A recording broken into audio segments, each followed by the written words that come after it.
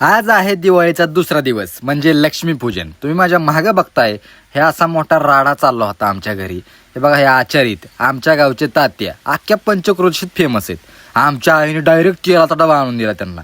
तात्याने मला पण कामाला लावलं आणि आमच्या ताईसाहेबांना पण कामाला लावलं।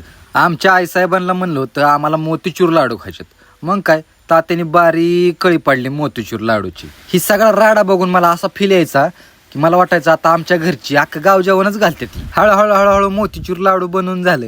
आमच्या आईसाहेब काय कंटिन्यू कामात व्यस्तच होत्या बघा।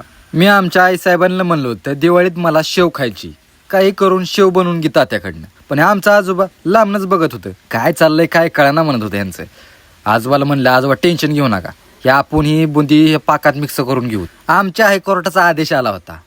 हायकोर्ट म्हणलं मला ह्या दिवाळीला बुंदी खायची, पण तात्याला म्हणलं काय आता काढा बुंदी, हायकोर्टाचा आदेश आहे म्हणल्यावर पाळावंच लागेल। मग काय तात्याने काढली बुंदी पटा पटा पटा आपली। आता वेळ झाली होती चिवडा बनवण्याची।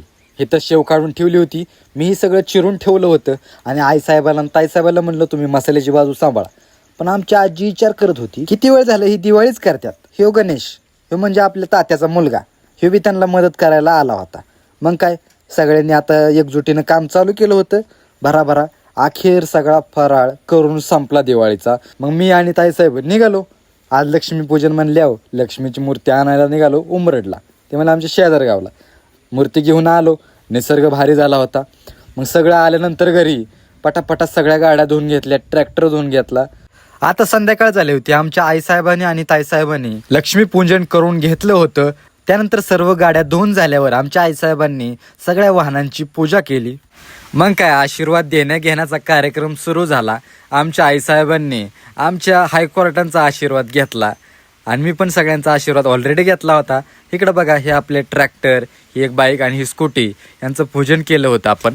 आमच्या ताईसाहेबांनी मस्त अशी रांगोळी काढली होती आमच्या घरासमोर। दिवाळीचा दुसरा दिवस देखील अतिशय छान आणि आनंदात्मक गेला। तर या व्हिडिओमध्ये एवढंच, तर भेटूयात पुढच्या व्हिडिओमध्ये।